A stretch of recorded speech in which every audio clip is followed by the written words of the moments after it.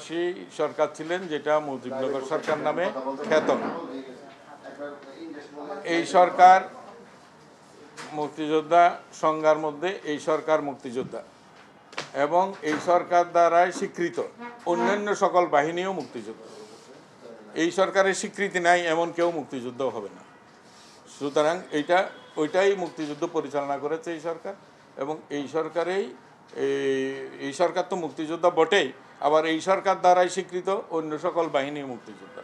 তালিকা এক জিনিস আর মুক্তিযোদ্ধার সংজ্ঞা ডিফারেন্ট জিনিস, এটা আলাদা। তো এখানে ওইটা নিয়েই কন্ট্রোভার্সি হয়েছে যে সরকারটা বাদ গেছে কিনা। বাদ যায় নাই, সরকার সুস্পষ্টভাবে আছে। এটা বোধহয় ভুল নিউজ হয়েছে, যেটার কারণে হয়তো বিভ্রান্ত হয়েছে সব জায়গায়। তো আমি আশা করছি যে এতে বিভ্রান্তিটা কেটে যাবে। মুক্তিযোদ্ধা কাউন্সিল দ্বারা আমরা যাচাই করব, যাচাই করে আমরা একটা সত্যনিষ্ঠ তালিকার কাছাকাছি যেতে চাই।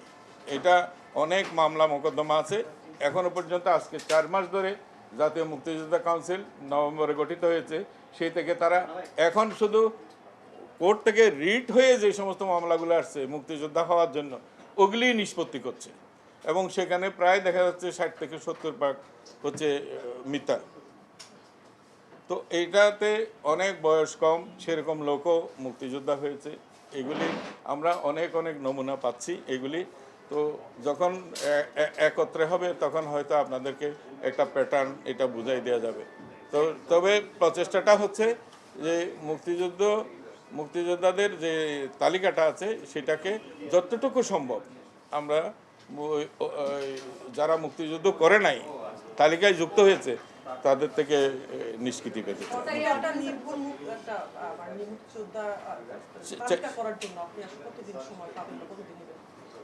যতদিন পায়, এটা তো ইনিশিয়েট করে গেলে এই ধারাতে হয়তো এর পরবর্তী পর্যায়ে যারা আসবেন সরকারে তারা এটা ফলো করবেন, নিয়ে এগিয়ে নিয়ে যাবেন।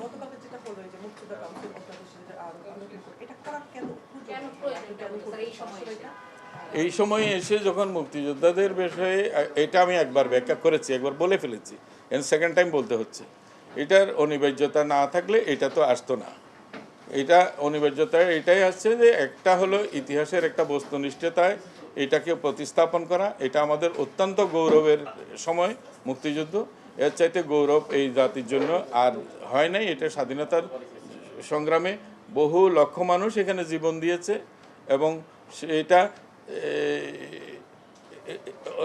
অমোচনীয় একটা গৌরব এই জাতির জন্য। এটা একটা রাষ্ট্র গঠন হয়েছে এদের ত্যাগের বিনিময়ে। সেটাকে আমরা ওই ফেলায় কিংবা এই অযাচিতভাবে এই নানা রকমের বিষয় দিয়ে এটাকে বিতর্কিত আমরা করতে চাই না। এরকম বহু লোক এখানে মুক্তিযোদ্ধা হিসেবে আসছে, এটা আমরা নমুনা হিসেবে অনেকটা পাচ্ছি, যেগুলি সঠিক নয়, এটা ঠিক নয়।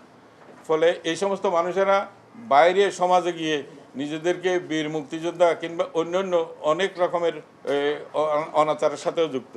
মুক্তিযুদ্ধ করেছে 54 বছর আগে, 54 বছর ধরে একটা জীবন যে যাপন করে আসছে মুক্তিযোদ্ধারা, সেইটাও তো একটা অবিস্মরণীয়। এটাই ডিটারমাইন করে যে মুক্তিযুদ্ধের গৌরব নিয়ে কতজন মুক্তিযোদ্ধা সঠিক দাঁড়াতে পেরেছে।